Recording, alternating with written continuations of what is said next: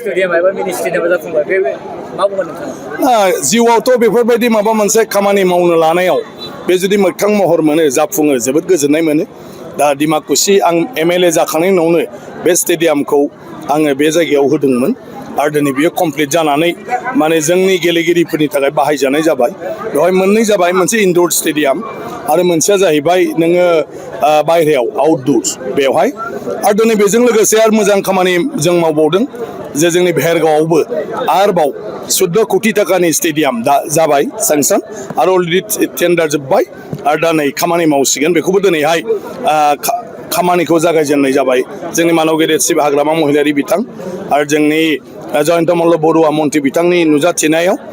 आरो जोबोद मोजाङा जाबाय दिनैनि दिनावनो जों मोनसे एकलव्य मडेल रेसिडेन्सियेल स्कुल मोनदों सेन्ट्रेल गभर्नमेन्टनि, जोंनि जिथु ट्राइबेल डिपार्टमेन्ट ट्राइबेल एफेयार्स मिनिस्ट्रिनि, जेराव थाखो 6निफ्राय थाखो 12सिम बेवहाय खरसा नाङाजासे हस्टेलाव थानानै जोंनि फरायसा फरायसुलिया फरायनो हागोन आरो 11 थाखोनिफ्राय 12 थाखोसिम मोनथाम जोङो स्ट्रिम बेयाव फरायनो हागोन, साइन्स, आर्ट्स आरो कमार्स।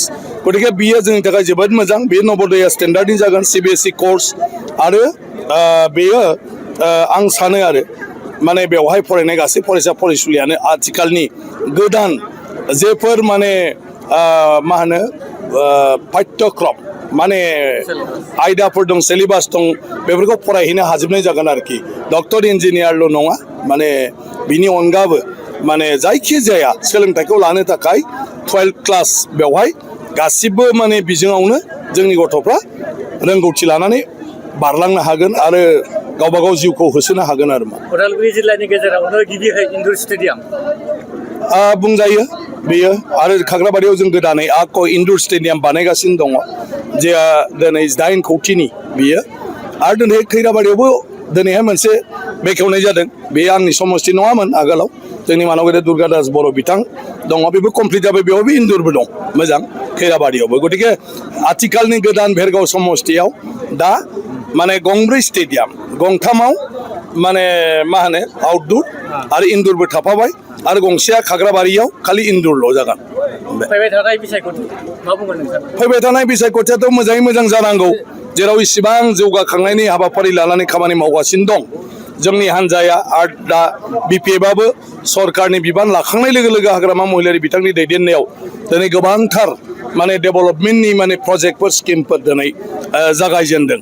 आं सानो बियो जोंनि गासैनिबो इयुननि थाखाय जोबोद मोजां आरो बे हिसाबै रायजो राजाया थारैनो आं सानो BJP BPFखौनो BTC एलेखायाव बयबो माने मदद खालामगोन। स्पेसियेलि नोंथाङा बे भेरगावआव जागायगोन?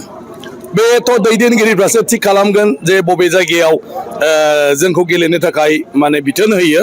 मानो होननानै बुङोब्ला दा सिट रानलायनायनिबो बाथ्रा फैबाय, एलायन्स जाबाय नालाय। दा BPF आरो BJPनि गेजेराव सिट रानलायलायगोन।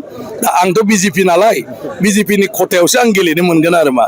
ओंखायनो भेरगावआ दा सोरनि खथायाव थाङो, टंलाया सोरनि खथायाव थाङो, गरेस्वर तामुलपुरा सोरनि खथायाव थाङो, जोंनाव साखाथि फाखाथि बे मोनब्रै समस्ति दङ। गतिके जेराव जोंनि BPF आरो जोंनि BJP हाग्रामा महिलारि मानाव गेदेर आरो हेमन्त बिश्व शर्मा मानाव गेदेर बिथांमोनहा थांखि लानानै जेराव बिथोन होयो बेवहायनो गेलेगोन जुदिहाय गेलेनांगौ जायोब्ला।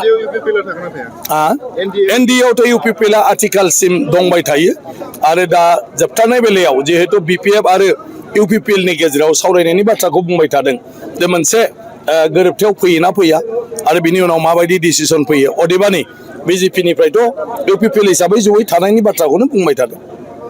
सावरायनो थाखाय साबायखर थाबाय।